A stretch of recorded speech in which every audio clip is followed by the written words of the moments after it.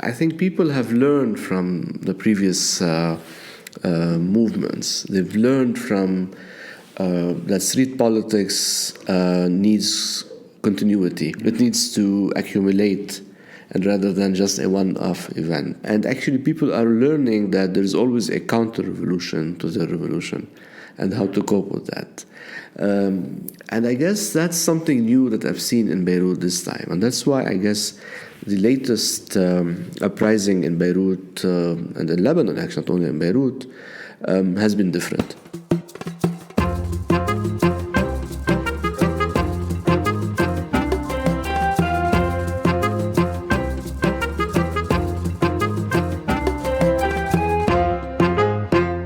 Nasser Yassin.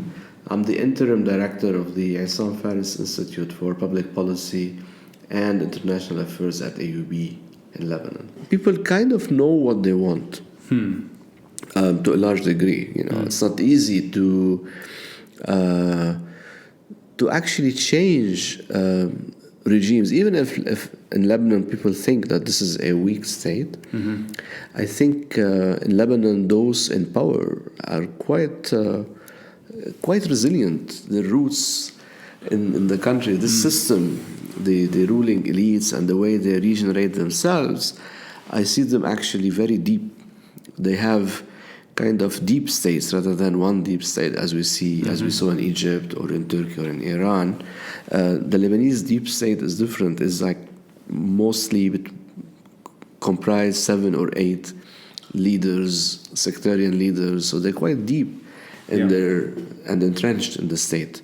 So when I say people are learning and they're more focused on their demands, they know what they want. Actually, we want you all out.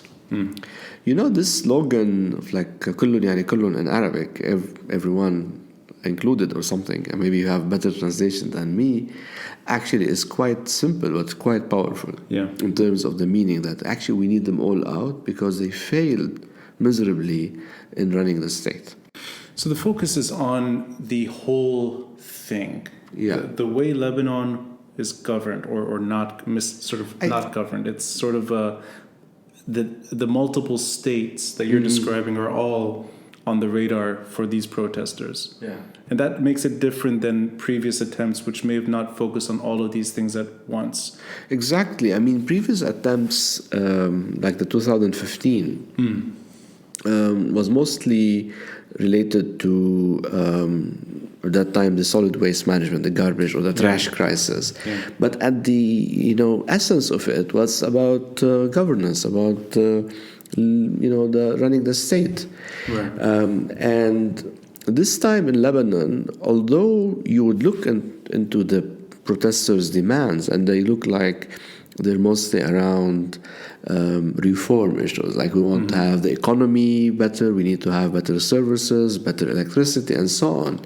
But also if you dig deep, and we've been doing this here in the Institute, you would realize that actually people want something new. They want actually to revisit the whole affairs of running their state. It's not only reforming it. It looks like as some political sciences call it, it's not a revolution, a revolution, like a reform for a revolution. But as a matter of fact, it's more than a reform agenda. Although it kind of faded a bit now, but I think people continue, and they will continue in different forms of protesting.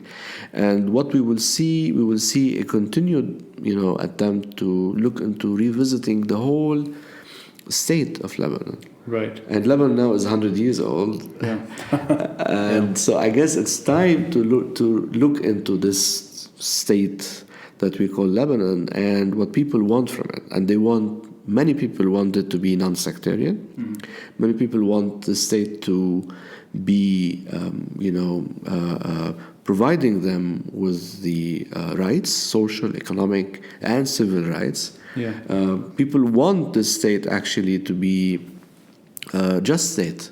It has to be a just one. And you're describing the basics in a way. Of course. Yeah, the basics of any citizenry that wants sort of the basic needs of any population. Absolutely. But for a long time, we've been getting those services mostly through an intermediary. And this intermediary has to be my sectarian leader, my good leader, my protector. Right. And I think at the essence of those demonstrations in Beirut and in other cities and regions in Lebanon, they want to shake this intermediary role of the Za'im or the leader, the chieftain or the chief. I want to maybe push on this further because it seems like Lebanon is rather late in the game. That in 2019, you have a massive upswell for accountability. And I maybe want to gauge you on this. Why do you think it took this long? And I think time is sort of an important component to the story.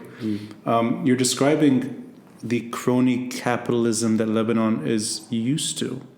Of course, that's not just the last few years. That goes back decades. One could argue there were shades of it even before the war. Why is it that Lebanon sort of waited and waited and waited until things got so bad here, and the economic situation got so dire that it took a final straw like the WhatsApp tax to send people to the street? And I'm curious of just why is it 2019 that Lebanon is waking up from 100 years of perhaps a mix of bad ideas? Yeah, I think it's. No one would have predicted the exact timing of the uprising, but the writings were on the wall, as they say. We've been seeing an accumulation of failure among the current government and the governments of the last few years. And if I want to reflect more on the situation, I think the 1990 Taif agreement was to recreate a new balance. There was a balance in Lebanon in 1943 that was to have a country that gets Christians and Muslims together. It's mostly, was created because to give the aspirations of Christians to have a state, a republic, but also there's a lot of Muslims, what to deal with them. So let's get this agreement, this mithaq, this pact. And then after a few years, they discovered it's not working. There are a lot of people, that were not part of this pact, particularly the Shia and other rural Lebanese, So it started to shake, and actually they tried to bring it back after 1958, and then in the 60s, all those factors in the region shook the whole system. Right? So the balance that existed in 1933 was broken in the 60s and 70s. It was a new balance was put out in the Taif agreement in the 90s. So we built a new balance, right? Yeah. And that actually was shaken in 2005. But rather than going all the way to recreate a new balance, we actually resorted, and those who were in power, those chiefs of sectarian groups and communities, wanted to restore that 1990-1991 balance. That's interesting. So in a way, 15 years ago is the starting point to what happened the last few months. I think part of the demonstrations in 2019 are a continuation of the 2005. Because that's quite interesting, because that, and you correct me if I'm wrong, my memory of that protest, you had voices yearning for accountability, but they were sidelined very quickly, and the geopolitics of the story sort of took hold, and that became in a way, the Syrian withdrawal from Lebanon. Yeah. But you did have some voices in the background. Unfortunately, some of them paid the ultimate price, but they were not the center of the story. 2019 is where they left off. Am I getting this right? Yeah, 2005, of course, the main story was assassination of Rafiq Hariri. It was like a security, regime. And independence was in the story. Exactly, independence. Yeah. We want. That started in 2000 actually, after the Israeli withdrawal. So it was like 4 or 5 years of build-up. Right. But actually, people who were mostly active throughout these 4 or 5 years up to 2005. And of course, they were the main activists in the square in 2005 were people who were aspiring for a just and civil state. So the assassination of Rafiq al-Hariri was kind of the main, game changer at that time. It was the watershed that got everything changing, but they were aspiring for something that's a state that can provide justice, these basics, the rights, and actually we want all those armies outside. So, but the security part was, and the Syrian presence was perhaps the most, impactful thing at that time. But what we saw in 2019, of course, a lot of the demands are around reform, but I think the essence of these, if you dig into them, they're also about aspiring for something new, a state. Right. That's actually, we're not satisfied with it. Yeah. So the attacks were against those sectarian leaders. So I guess it's a continuation in many ways. And that's perhaps when you see many of those activists of the 2005 are again in 2019. Right. From left, right, or center. Exactly, because it's, I mean... So again, if I will go back to my point on the balance, so 2008, as a matter of fact, before we go through this historical trip that I'm taking you through, so in 2005 they restored the balance of the Taif. And sectarian leaders, 14 March in particular, those who were in 14 March, they said, let's go back to this balance. Right. So let's actually accept the status quo. Let's, accept that we have things that are not going to change easily. And then it flared up again, but in 2007 and 8, also they restored them back. So there was attempts to, rebalance something, recreate or create a new balance, but 2008 in the Doha agreement also they accepted that we want to keep the Taif balance. So what I'm seeing now, 2019, is a totally new balance, a totally new, like a pendulum now going left, right, and up and down. It's kind of, in physics, that there's this, not a disequilibrium pendulum. So pendulums go in kind of... You have 3D pendulum motion. It's kind of going, upside down, right, left, and center, and so on. And what the sectarian leaders are doing, that people in power are doing, they're trying to restore this pendulum to swing with the way of running the state before 17 October. And I think it's going to continue, and the economic now factor is the factor that will actually be the game changer rather than the Hariri assassination. And that will create a new balance. I don't know, not this balance, but people are pushing for something new, and the way they see it, they dream of it, is something that's more, can provide more justice, social, economic, and civic rights. But within that, and it's recent history, but it's also quite a long time ago, that it took 15 years for March 14 or whatever you want, the build up to March 14 to sort of start over. Even in that, there's a long stretch of time. What is it about the structure that prevents these things from happening earlier rather than later? Yeah. But I think it's the resilience of the current confessional sectarian system. So it's the system itself that prevents people from changing the system. Yeah, because the system is quite, resilient to change. And the way it works, if I want to make it, simple, it works through that it provides protection. This protection that supposedly, theoretically, I get from the state as part of my social contract, right? This is what I tell my students. When I'm born in a country, I'm a citizen, I have this social contract. There's no contract to sign, but virtually... Here's a sectarian contract. Exactly. Here there's the dual system, and the more powerful part of the system is where you're part of a contract with your sectarian milieu, if I can say it this way. You have to be part of the sectarian community. You have to go through your leader to get a job. You have to, if I want healthcare, and I don't have any insurance, I have to go through my sectarian leader or his cronies to get something, to get access to a public hospital even, or private hospital, and. So those sectarian leaders act as protectors, act as intermediaries with the state. And I think mostly everyone knows about this, right? But it's so difficult to challenge if you don't build this just state that provides, the basic rights for everyone. So what is the strength of the system exactly? So is it psychological? The population is afraid to change it? I think it's because and that's kind of a shortcoming of this uprising. Those who people want them to change are those guardians of this system. So this is the issue of what's happening with the uprising now. Like, we want a new cabinet. We want them to be independent.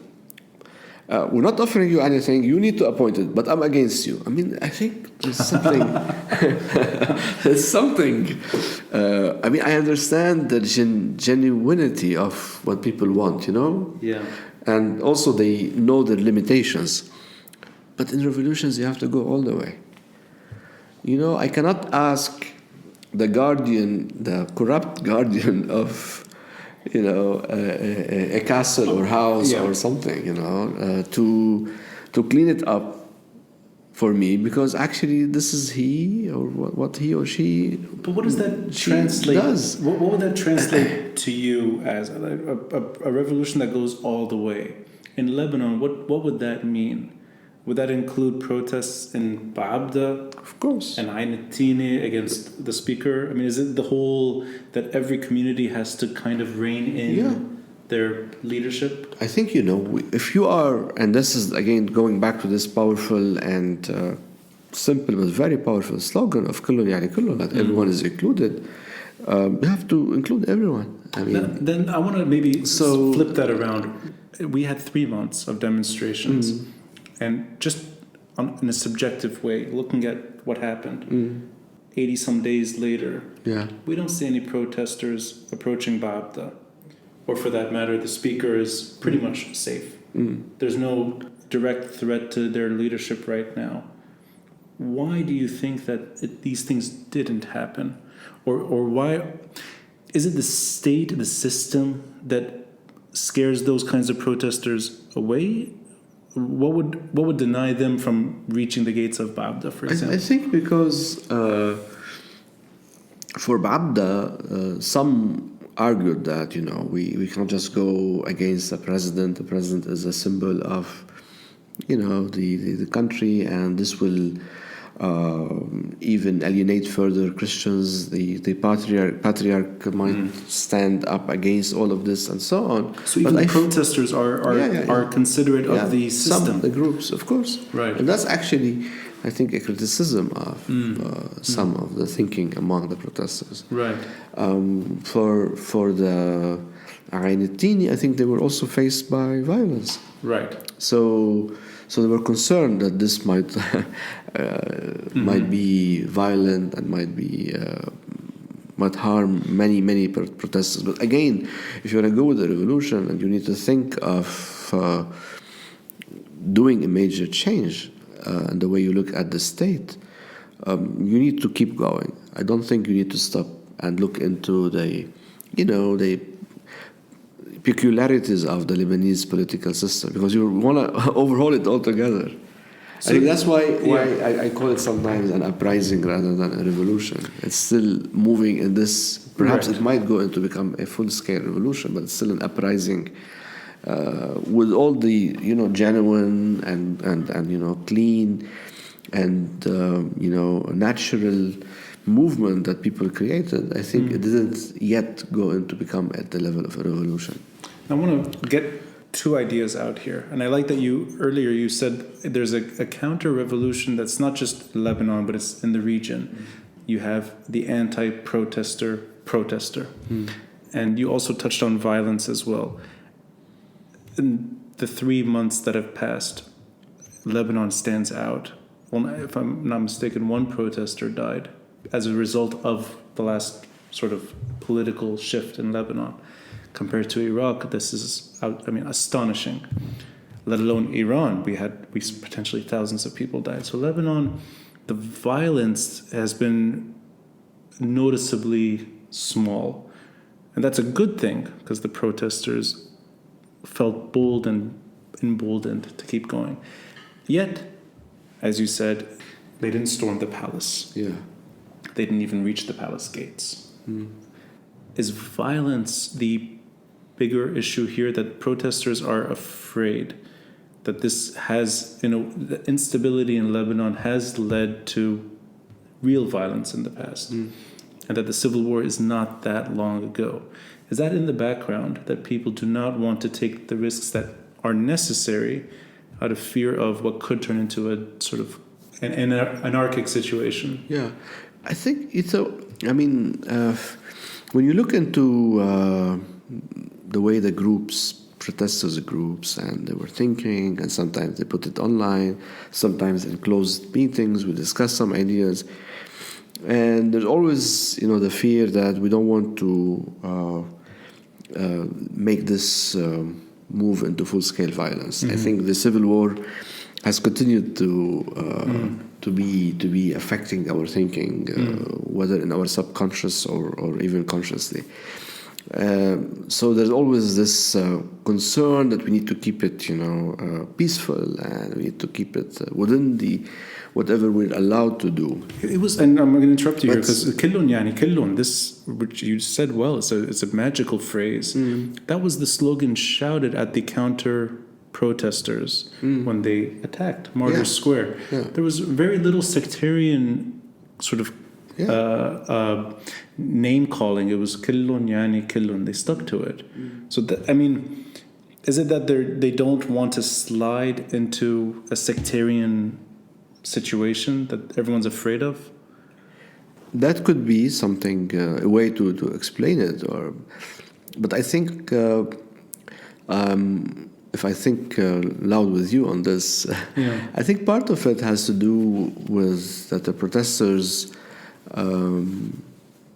at least in Beirut, they were mostly university students, school students, and so they were not like those ready to push back, and for many right reasons. That was a peaceful demonstration. I don't think we were expecting from them to be violent.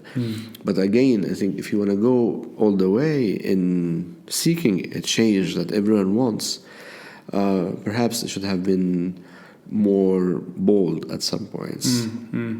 I'll give an example. I think the most powerful tool for the demonstrations was closing doors, shutting, businesses and neighborhoods. And that's quite a peaceful way of demonstrating, right? Yeah. Or protesting. You're including roads here in all areas, like the highways, the bridge, the ring highway, or outside Beirut. That was the most powerful tool. When you go and shut the city and close those highways and roads and so on, block them, you would actually create a strong message. Right. And when that stopped, partly because those counter-revolutionary were saying to the army and police, we will never allow this. We're going to be opening those roads and clearing those blocks even by force. And so people kind of, retreated on this. But this is the moment when things started to slow down a bit. So again, when we say they need to be bolder, they need to go all the way, it doesn't mean they have to go violent, but they can use all the peaceful means, including shutting the city down, to demonstrate. This is what we see in Latin America. This is what we saw in other parts. This is what we see in Algeria. And it doesn't have to be going into storming the palace, but they can shut down the whole, area around the palace, the whole neighborhood, the whole city, town, suburbs. But that's interesting. So in the background of that, we have a country that had degenerated dramatically, economically. The situation is horrible. Is that part of the reason you don't see that much sort of, you don't see commercial sort of businesses shutting down on their own? There's no sign of what you would see in other situations, whether it's Latin America or sometimes in Iran, where the commercial component sides with the demonstrators. Do you think that is part of the hesitation? It was played also that those, when you shut down, city and you close roads, the strikes that you would imagine, and the strikes, they would also affect the economy. But the economy has been bad, even way before the demonstration started. So I'm not sure if it's good now in Hamra. If you walk now in Hamra, you think that businesses are not doing great, or everyone or every other neighborhood. I don't think, but it was played by the media and by the counter-revolution, or the way to counter it. And using it in social media, even senior politicians going on TV saying, you're killing the economy, and the economy has been screwed up for years. So that's interesting. So it's not that the economy is bad, therefore people are less into it. That's not necessarily you can't draw a line there directly. But do you sense that? I mean, last few days we saw unrest, enough to shut a few banks down. We've seen symbolic gestures. Elif Firzli being kicked out of a restaurant, he gets up and he leaves. Those are powerful moments, at least when it comes to media. People see that as a small victory. Do you sense that that's where the strength is? That people should be going more in along those measures? Yeah, I think those are not small victories. I think they're big victories. You cannot now shut down the whole city, do big strike, but you can actually make those politicians part of this ruling elite and ruling class to actually think twice before they leave their houses. Yeah. They can make them actually think twice before they go and vote in a certain way. Although some politicians are still thinking that this will be over. It's transforming into anger. And that's what we see now in banks, that's what we see in certain places. Right. This unrest is actually the result of anger. Yeah. And that's perhaps a natural transformation of the protest movement. It started with people aspiring for change, going in happily with music, dancing, and then doing all these shows and bringing kids. Yeah. And it's beautiful, really. And the change has become very slow. Small victories until you're getting now, those symbolic but actually quite significant. But these are the result of anger. Right. And anger may not be a positive thing for any moment. It could degenerate into something worse. It might generate to unrest. It might generate to certain attacks. Maybe the vandalism now on banks but that's the result of the inability of the current political system to respond. Right. All the response was either because of the intensity of the demonstrations, like what happened when they were able to shut down the parliament, not to pass some of these, compromising laws or acts around the amnesty law and so on. Or actually, we saw that at the beginning. That was very important. Absolutely. Yeah. Or what we see, symbolic reaction from those in power. Right. Like, of course, you want a technocrat, we'll get you a technocrat. But they're ours. They're not like... And here, actually, people are going in a learning curve. The demonstrators are going in a learning curve. I think, again, when I said it may look like a reform, but in essence, they want something new, they start to realize, actually, we really want something new. We need to overhaul the whole state. Because if you go in by the demonstrators' demands, they'll say, we want a technocratic government. Yeah, okay, we get you a technocratic prime minister. And then they said, but this is not the one we wanted, you couldn't have done this better for me. That's the perfect segue into the elephant in the room. Yeah.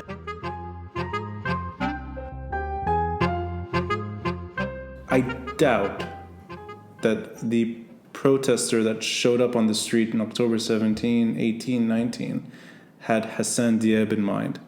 I don't think his name ever came up once among any protester. Not even after 70 days. Not even after 70 days, or maybe not even today. I don't think his name still is mentioned on any protester. And if it's mentioned, it's for the other reason. What's this guy doing? He clearly is not a product. He's not a byproduct of protesters' demands. He's the system, in a way, fighting back in an unusual way, bringing out an unusual figure out of unusual circumstances. So he's really not, he's the biggest accident of history. That said, talking about the pushback and the state sort of entrenched and the system in a way preserving itself, in your analysis, is there one component of that system that stands to lose the most from proper reform? Because you've touched on different things, and there are well-established sectarian dynasties, political parties. Are there ones that, in a way, are more afraid than others of perhaps losing more long-term? And I mean, he's mentioned oftentimes as a pro-Hezbollah candidate. I want to unpack that more, though. Is it really that Hezbollah wants Hassan Diab to be prime minister, or is there something else going on, that they're buying time, that they're waiting, as you said, for just protesters to go home and try to go back to something that's a little more familiar? I mean, Hassan Diab's profile, if you look at it, great profile, 140 pages long, but that's that's not what I meant. That's something else. Yeah. But I think his profile, and that's without being prime minister. That's without being prime minister, exactly. Yeah, I mean, ticks the boxes of what the demonstrators superficially, if you want to look at it superficially, it's what they wanted, right? Yeah, I mean, he's outside the political dynasties. He's new to the system. Well, not that new, because he was a former minister. Right. Yeah. He's an academic. He's an established professor. He has like 100 publications. That's quite interesting, because the former minister, few people remembered that he was a minister. Yeah. So it's really like he's a footnote in the long story. Yeah. And then actually that was this very smart move by the counter-revolutionaries, if you want to call them this way. And because they would say, listen, we got you what you wanted. And that wasn't easy for a lot of demonstrators to actually understand. You know, I got a lot of questions and I didn't answer many of these questions. You know, he's an AUB academic. He's a senior. Has a senior position in AUB, but I cannot comment on this. You know, but people were how can we read this? Right. And that has to do again with the maturity that the protest movement and groups active in the current protest movement in Lebanon need to go through. So actually it's a smart move, because he fits in. He kind of, when you interview we want to hire someone, right? You get the CV and you say, look, he's good. Without knowing anything else, it's just like on paper. Not the usual suspect. Yeah. I mean, hire someone, and then. Yeah. I mean, but when you hire someone, you give them probation period of a couple of months, you know. And so that's what he's entering, a probation period for the thing is that the country, Lebanon, cannot afford a probation period. At many levels, the economy is actually going really so bad. People are actually less tolerant, and that's what we see, their anger now. You know, when they see the deputy speaker of the house, they kick him out of a restaurant. They see another official, they shout at him. I've heard stories. Protesters in front of Diab's home, I think, on a daily basis. On daily basis, or on weekends, or on social media. Right. So we cannot afford the probation period. And what's more shocking, I guess, for people is that the current, the way of forming this cabinet goes again through the old means of forming those cabinet. You have to wait for Gibran Basit to nominate his people. You have to wait for this party or X or Y or Z to actually put in their names. Some of the names are quite good, by the way. But again, you're talking about the ministerial list that was floated. Those who were leaked, at least, or were put in the press. But again, I think people are against the whole setup, the whole way of looking into forming the cabinet and bringing in this prime minister. There is a learning curve for the protesters. I think they need to learn from this. And they need to be more bold. They need to put themselves out more. Part of the success of the protest movement, that it's leaderless. And it took them actually a couple of maybe weeks or a month for some parties in power to understand who are they, whom we're dealing with. It was actually a telling moment where Aoun asks for the leader of the leaderless revolt. Yeah. And even the journalist says, this leaderless. There's no leader. And they said it cannot. It cannot be. Yeah, and that's the pre-1990 thinking, and then this is the 1990, not the 1990s. I mean, this is the millennial, generation. Yeah. They work on so organically. It's a networked, organic, so semi-structured. The strength is that it was leaderless, and the weakness is that it remains leaderless. Exactly. Yeah. So they should have been more out there. And there should be some kind of a move towards more and more structured political action, like a political party, a political movement maybe, but not just leaderless street movement. Then I want to get into the... So that's actually the concern around Hassan Diab, So the profile fits, of course, but that's not what we wanted. Yeah, okay, so actually because you didn't put something out, you didn't put someone out, you didn't put the real profile that you want out in a very bold way. But let me ask you then, that kind of ties back to the other point. Assuming a leader needs to emerge at some point, or a team of leaders, do you sense that the reason they're not visible, or they don't want to identify themselves yet, is because they will run into the same obstacles that people have in the past, which is the way Lebanon has worked, mostly since the Civil War ended. Violence tends to end that type of leadership. And Lebanon witnessed a string of political assassinations. This time around, there's not a visible target.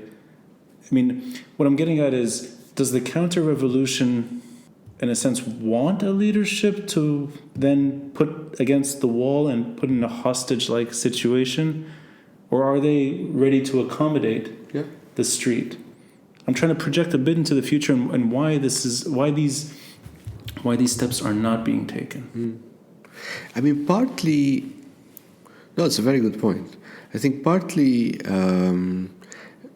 because it's the whole movement is comprised of small groups, and the dynamics are different than having, like the leader. Right. And like leading the crowd, although some ex-army generals tried to play this role, but they were kind of rejected. But if you want to move into a political action, you need to have more structure. So I think partly because these are small groups and they all run as if they're, work together as a cell, as a group, But I guess also the fear of the repercussions of being known, although they became known after that. I mean, I think you can easily now identify between 50 to 75, faces of the uprising. Sure, there's faces, and they're on social media, and you see them on TV. You see them on TV, exactly. But they're not political leadership yet, in the way Lebanon's used to. Exactly, and I don't think we might get the same leaders that we've seen before. But I want to add something new actually to this discussion. Most of those faces are actually the normal person. They go to work. They need to earn a living. Political leadership in this country has been, until recently, or mostly, is seen as being part of a dynasty. A family. That you need to have a jet, you need to have an entourage of 100 people, you need to have a castle in the mountain and a palace in Beirut and a patronage network and you need to pay for the fuel of those people, and you need to, and so on. And actually most of those activists and active faces, the more active ones I guess, are people that need to go to work 9 to 5. They're academics, they're running, their organizations, or they're accountants, or maybe small and medium businessmen, and so on. So, and this is something interesting, because in the first days of the uprising, many questions were raised. Who's funding it? Who's funding it? Who's funding you? No one is funding it. These are small tents. It costs like 50,000 liras. And people reacted in a most beautiful way, saying, "Listen, we're only getting them manushi and sandwiches." And even some expats started reacting to this and saying, "Listen, we were going to put in some money and we're going to contribute and donate and so on."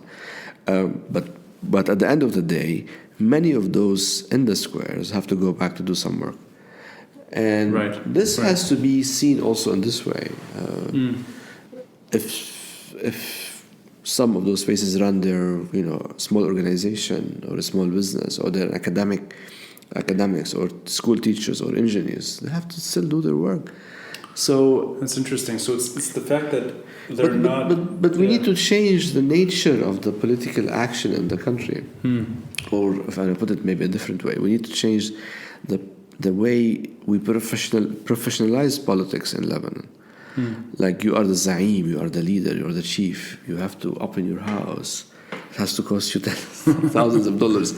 I want, and many people want, a professional politician who goes in to do their job, 8 to 6, and go back home. 8 to 6 is already, I think, that's the most optimistic. Optimistic, but live a normal. Of course, being a politician is not a normal life, but this is.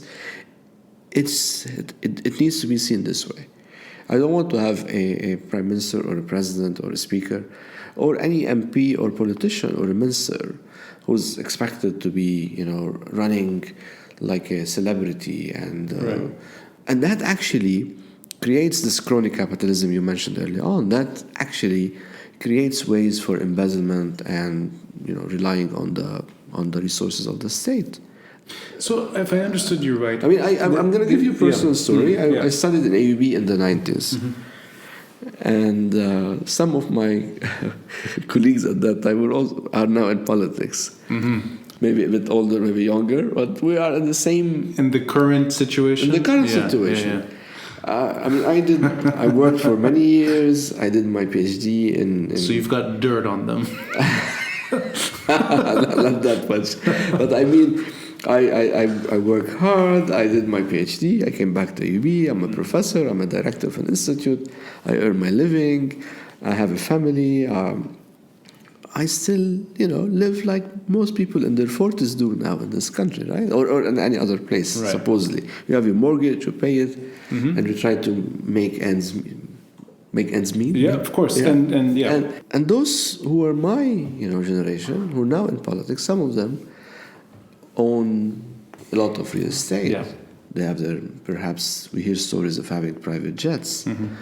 Or maybe they have their friends with private jets. It's actually through their position in politics and through position in the state this is what led to their enrichment, and they're becoming richer. And whether actually they're doing it legally or quasi-legally, I don't know, but it's actually the position of power that made them have access to more and more fortunes or more and more opportunities. So again, if we go back to the equal opportunities that we need to have in this country, we need to create a political class that works hard to justify, to work hard in running, the politics of the state or being professional politicians, but they need also to justify whatever they can earn, and not to see their position in power as a source for getting richer and richer. I don't know if I'm clear about it, but that's the thing that actually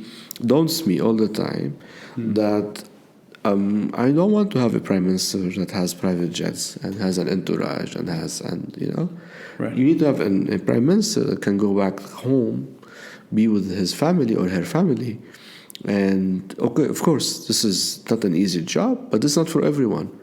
Yeah. But again, we don't. I want to see a prime minister who can walk on the streets, who can take even a taxi to do his or her job, and of course feel the pressure of running a country. But we're not after those politicians who want to practice their za'ama or leadership.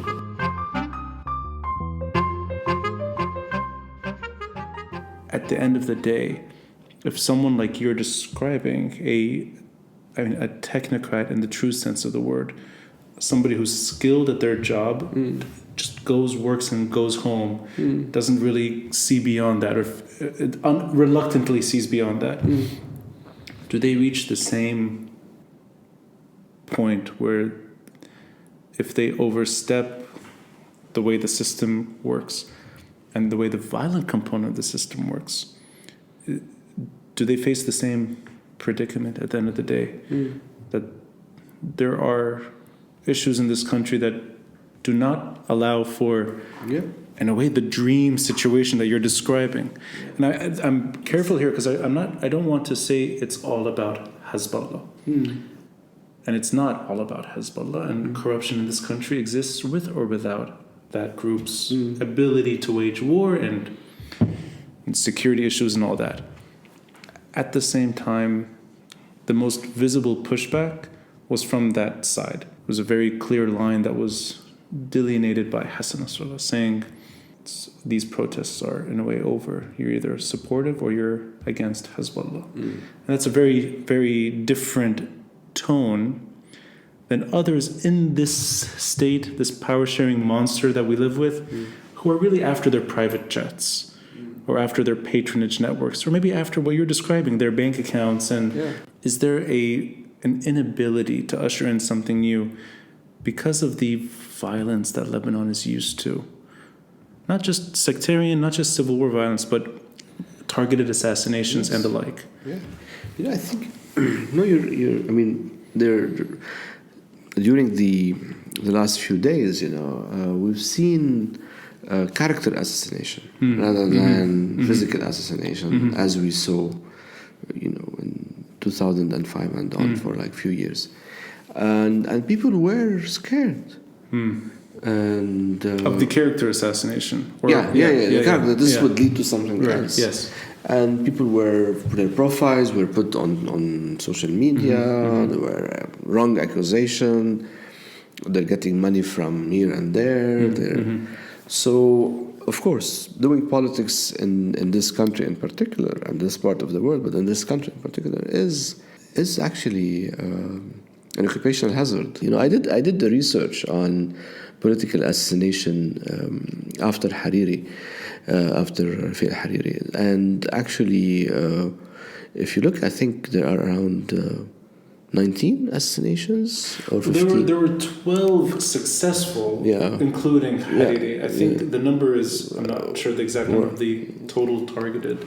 We have the few that survived. But, So maybe around 15. If you look at a short period of time, and there was a picture during the burial of Pierre Ismail. Yes. Pierre Ismail Jr., son of Amin, where actually Amin Ismail was standing, of course, in full sorrow. And there was Saad Hariri, Walid Jumblat, Naila Mawad, and Samir Jaya. And probably Sami Ismail as a and Sami wasn't. It wasn't. It wasn't. So it was like Amin. Lost his brother Bashir, and his son Saad lost his father. Walid Jumblat lost his father. Naila Mawad lost her husband. So and that was like the picture, except for Samir Jaya. All the others had some kind of. One could argue he's there also because of the leader of Bashir died and Samir still, even he's part of the story. He's part of the story, of course, but those had some DNA sort of relatives. They actually were clearly had some target, someone in their political family or dynasty, and you see that really politics in this country is quite tough.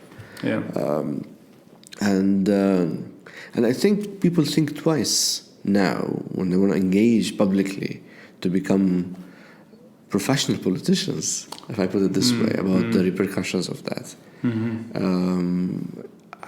Part of it is like dealing with the mafia.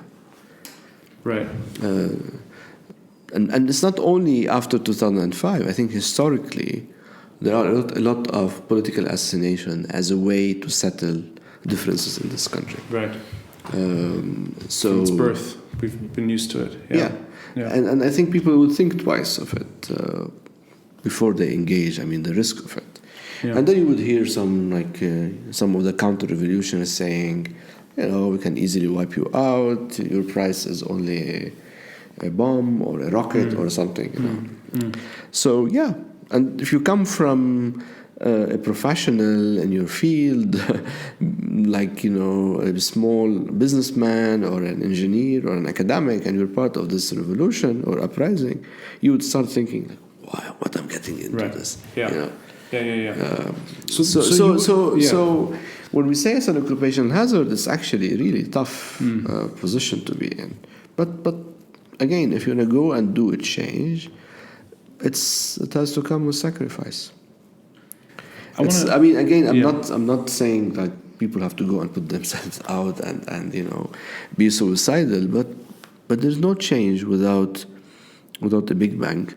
The initial week, I thought, had a lot of what you're describing and things that don't happen. Tripoli and Nabati at the same time demanding the same thing. Yeah. I thought that was probably the biggest type of shift we could hope for. It's kind of simmered, it went away drastically, but that was a initial sort of this could be something unique. Yes. And it was a unique moment. I don't know if it will translate down the road to anything else. I want to wrap up by asking the role of a think tank or the role of academia in policy, public policy. I've spoken to many of the writers of this emergency reform plan, the emergency economic reform plan, the initial draft. I believe a second one is coming out soon. And Nahad released the 10-point plan. And none of them are politicians. None of them are current politicians.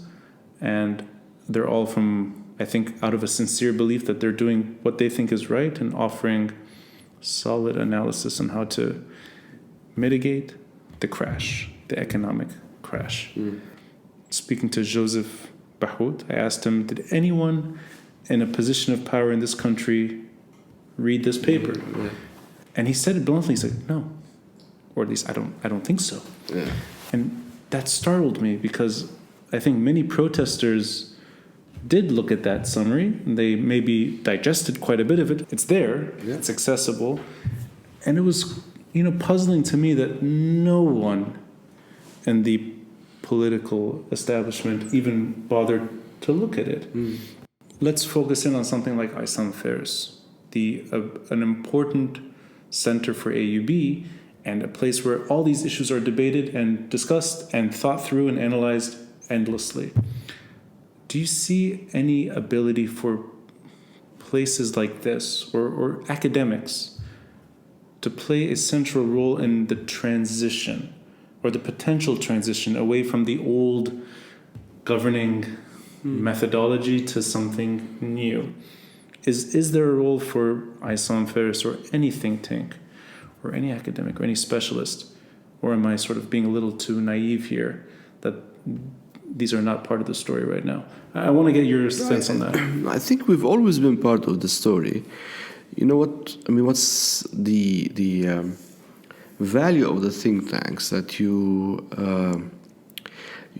actually convene different views. You convene also producers of knowledge and users of knowledge, and you try actually to work around it, which is a bit different from a typical research center or academic center where your audience is usually academics who want to read your work and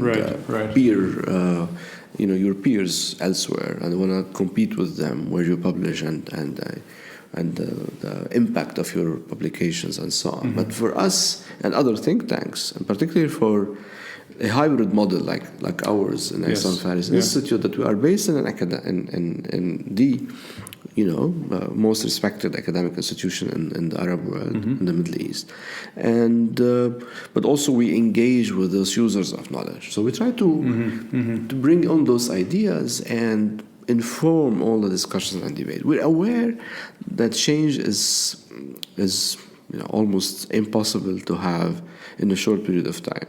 But also we believe in accumulation. So you need to keep working. You keep working. In policy science, we call there's a window of opportunity that sometimes opens. And you need to be ready for this window of opportunity. If this window of opportunity is open now, you should have prepared for it. So that's what we do. We research, we debate, we produce, we inform. And this is what we did in the uprising. We took us a few days to understand what's happening. Yeah. I mean, personally, we're all part of what's happening. But as an institute, And we started looking into ways of contributing. And the way we start to contribute is actually to inform the debate. So what the Constitution says about the resignation of the cabinet, what does it say around how the change and the transformation should happen. And then we looked into the sectors we work on, because people were saying it's the economy, it's the energy sector, it's the environment. So all those sectors we work on, or issues we work on in the Institute, we started also to debate how to move into some kind of a recovery plan, a salvation plan, a new plan to reform those sectors. And then we looked into the protestors, what they want, and that was a very interesting way of. We just compiled. We mapped around 52 groups. Maybe some of them are more established, others just a social media group. But we looked into their demands and we grouped them in terms of the frequency of them. And we did some kind of visualization and debate around it and so on and so forth. So this is what we do. You need to inform the debate, but you need to be out there. And you need to look into the potential users of your knowledge, whether it's the general public or the Prime Minister or an MP or a civil society or the media. So this is what you need to do. Always be out there, try to inform it. From my own subjective view, I've used my phone, I think, for the entire Revolt. I've watched my Twitter feed. I've read through as much as I can. I don't know the last time I opened a newspaper. I just skim through content. And in that world, in that mess, I've watched videos produced from Issam Fares. And it's just panel debates, and there's video feed, and people are engaging. And it is definitely, there's an audience. But do you think the audience includes those currently in power? And I'm asking in terms of just crisis management. It's apparent now the citizenry is not going to be involved in transition. It is unfortunately going to be the political class that finds its way either to sustain and survive or eventually fade away, but eventually. Are they plugged into any of these debates in your opinion? Do you sense that there's anyone that is sort of really searching for ways to ride out the crash, or at least help the average person survive this stretch? No. Unfortunately, no. I mean, being in AUB as a policy institute, we had the usual connections with people in power. You had to, with the parliament, with the prime minister's office. The previous director was a minister of several portfolios. Yeah, exactly. So that would give us some, connection with those in power. Professionally, of course. So we would have some work with the parliament because this is the mother of all institutions. So sometimes we do have connections. We're called for certain advice. We provide whatever we write, we send to them. Sometimes they call back asking for something. But for the current crisis and the meltdown that we expect, I haven't seen anything professional in the way that those in power are trying to actually tackle or trying to look into solutions. It's astonishing, though, because that's the moment to save face in a way and restore your name, and I mean that really is astonishing. Yeah, and I think it has to do with this, the way the system has been shaken as well, and some of the think tanks and civil society groups and scholars shied away from dealing with those in power. So there was also a two-way thing. Even if you were invited to meet someone, you would say like, I think twice. I don't want to be seen in the same place with this guy or this official. I mean, so again, that might be part of the story. But it's not the full story. I think when you're going through a major crisis like the one we have in Lebanon, from two ends, from sadly the potential for an economic meltdown, and from people going to the street angry, seeking change, you just go and open your toolbox and get the best tool out of this to deal with it. Right. And what's the best tools for Lebanon is human capital. These are the tools for Lebanon. In the diaspora, expats, or those who live in Lebanon. Think tanks, people who work in international organizations and businesses elsewhere. You bring them. I mean, this is how you do. If I go through a crisis in the family, I go into my assets. Right? Yeah. I don't go into my... You definitely don't leave your children out the door. You don't wait for them to starve to death. Exactly. Yeah. The crisis, you have to look at your assets. You go to your elder, or you go to whatever assets you have. You open your toolbox and use the best tools to mitigate the crisis. And this is what we don't see in Lebanon. It's either because of incompetence, and that's actually huge, by the way, among the political class, or many of them, or it's actually arrogance. And those combination is sadly the bad recipe for disaster. That probably is that blend, I think, is what took enough people to the street, because they saw it. Yeah. They lived through decades of it. Yeah. And it really is that sort of two-way, terrible street. And I hope, if things are to improve, that more advice is taken from these sort of centers, because it's a shame where you have people offering their free time and without a receptive audience in the governing establishment. It's great that the citizens can see this and read it, but that's only one small step. I mean, people in power should be able to understand just how grave the situation is and search for ways out. And the solutions are there, actually. It's not going to be easy. I think there are a lot of ideas and solutions from different groups, think tanks, even individuals, academics, active people, and so on. But it's a way to synthesize all of these. And that's what's missing. And in the story, there is optimism, and there's also some... I think there's a lot of optimism, honestly, but there's also the concern that this time, if there's an economic meltdown, with the current geopolitics in the region, it might be quite significant on everyone. Yeah. So it's not a simple thing just to go in having more than half of your population getting poorer, right, and queuing for meals. This is going to be something that we haven't seen in Lebanon, even with the harsh years of the civil war. Right. I think that's the unfortunate unifying issue. Everyone is in pain. I hope that pain translates to some form of pain relief, not more pain. Thank you for your time. I really appreciate this. And thank you for letting me do this in your office. It's a pleasure. I think this office is an occupational hazard because these walls are going to fall if I push too hard. I'm kidding. No. I think it will continue to stand. This is absolutely an earthquake cannot shatter this building. No, it cannot. AUB will sink. Issam Fares will stand. Nasser, thank you. My pleasure. Thanks, man.